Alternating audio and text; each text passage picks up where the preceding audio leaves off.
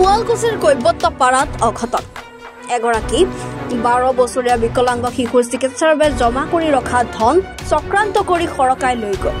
সৰকালে নগদ ৩৫,৯০০ টকা। শুৱালকুছি কৈবত্যপাৰা নিবাসী নাৰায়ণ দাসৰ একমাত্ৰ পুত্ৰ সন্তান সৌৰভ দাস।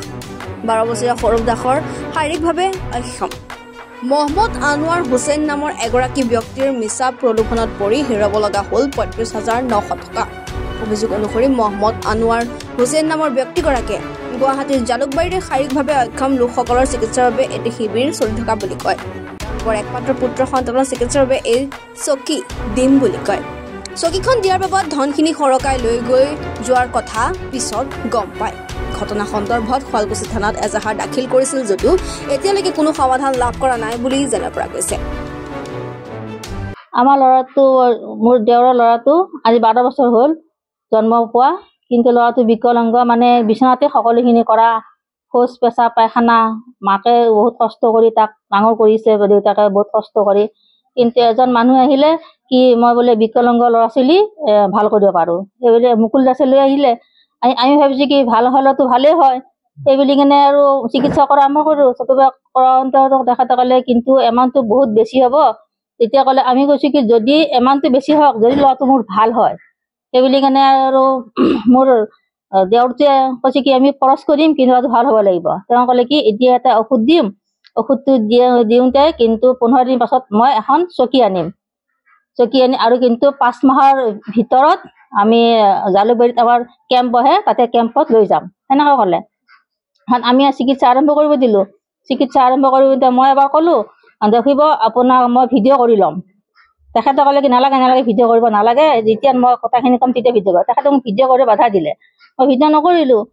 তাৰপাছত আৰু টকাখিনিতো ঔষধখিনি দিলে, ঔষধখিনি দি কিনে যিখিনি আমাক ব্যৱহাৰ কৰিব দিলে আমি ব্যৱহাৰ কৰি আছোঁ।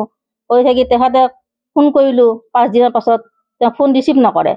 তাৰপাছত এদিন গধূলা সময় কৰিলে, কৰি কৈছে কি আমি ব্যস্ত মানুহ, গতিকে আমি পটকৰে ফোন ৰিচিভ কৰিব নোৱাৰোঁ, মিটিঙত থাকোঁ, গতিকে মই এতিয়া কল বেক কৰিছোঁ নহয়, কি হৈছে কওক। মই আৰু যিখিনি পাৰোঁ ভাঙাতে তেখেতৰ লগত কথা পাতিলোঁ। কৈছে কি আমি গৈ আছোঁ 15 দিনৰ পাছত। 15 দিন হ'ব 19 ফেব্ৰুৱাৰীত। তেখেতে 19 ফেব্ৰুৱাৰীত নাহিলে। আকৌ ফোন কৰিলোঁ, ফোন কৰাৰ পাছত নধৰে ধৰিলে, বেলেগৰ পৰা ফোন কৰোঁ, বেলেগৰ পৰা ফোন কৰোঁতে ধৰিলে। ধৰাৰ পাছত আৰু ক'লে কি আমি 22 তাৰিখে যাম। 22 তাৰিখে কৰোঁতে কৈছে কি 22 তাৰিখে নহয়, আমি 23 তাৰিখে যাম। 23 তাৰিখলৈকে আজিলৈকে নাহিলে। কিমান পইচা দিছিল? তেখেতক 37,000 টকা দিয়া গৈছিল। 37,000 টকা দিয়া গ'ল। তেখেতে ইমানটো টকাটো আমি দুখীয়া মানুহ, তথাপিও ল'ৰাটো ভাল হওক বুলিয়ে দিয়া গ'ল। তেখেতে আৰু মাৰা বুলিয়ে আমি ধৰি ল'লোঁ আৰু মাৰাৰ কাৰণে আমি থানাত এজাহাৰ দিব গ'ল। থানাত এজাহাৰ দিব যাওঁতে আৰু এজাহাৰ দিলে, দি আহিলে একো মানে আমি একো সমাধান পোৱা নাই। আকৌ এদিন যাওঁতে ক'লে কি মানে SI ছাৰে ক'লে কি হেৰি আমি কি তোমালোকে আমাক সুধি টকা দিছিলা নেকি, সেনেকৈ ক'লে। এনেকৈতো থানাত ব্যৱহাৰ হ'লেতো আমাৰ ভাল নালাগিব। আমি দুখীয়া মানুহ, আমি টকাখিনি পাবৰ কাৰণে এটা সমাধান বিচাৰি গৈছিলোঁ, তেখেতে আমাক একো সমাধান নিদিলে। এনেকুৱা হ'লে আমাৰ দুখীয়া মানুহখিনি ক'ত আমাক পুলিচে কি সুৰক্ষা দিলে? আমি যদি সুৰক্ষাই নাপাওঁ জনসাধাৰণে পুলিচৰ পৰা, কি তেখেতক সকলোকে চৰকাৰেতো টকা দি ৰাখিছে ন, দৰমহা দি ৰাখিছে ন, সেয়া কথা আৰু আমি মুখ্যমন্ত্ৰী কিবা আহ্বান জনাব নেকি? তেখেতক মোৰ আহ্বান মানে কি, তেখেতে মানে দুখীয়া মানুহক সমাধান দিব লাগে, আমাক সুৰক্ষা দিব লাগে। সেইখিনি আৰু পুলিচ বিষয়াক তেখেতে বুজাব লাগে, আৰু সেইখিনি পুলিচ বিষয়াই বুজি পাব লাগে যে আমি দুখীয়া মানুহক কেনেকৈ সুৰক্ষা দিব লাগে।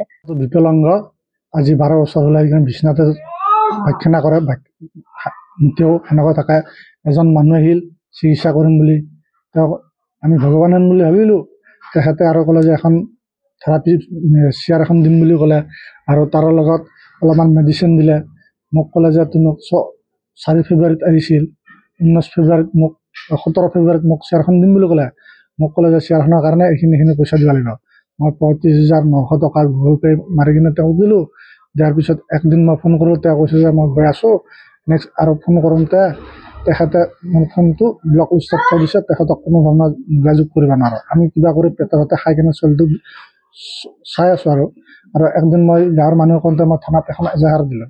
এজাহাৰ দিওঁতে থানাত এজাহাৰখন ল'লে, লোৱাৰ পিছত আৰু একদিন খবৰ দিম বুলি খবৰ দিয়া নাই কাৰণে মই থানালৈ যাওঁতে অচি ছাৰে ক'লে যে আমিতো এইবিলাক আমাক সুধি পইচা দিয়া নাই, আমিতো ক'ৰ মানুহ কি কথা ক'ত বিচাৰি যাম, সেনে কৰি কিনে অলপ মোক টানকৈ ব্যৱহাৰ কৰি কিনে খেদা দিছে।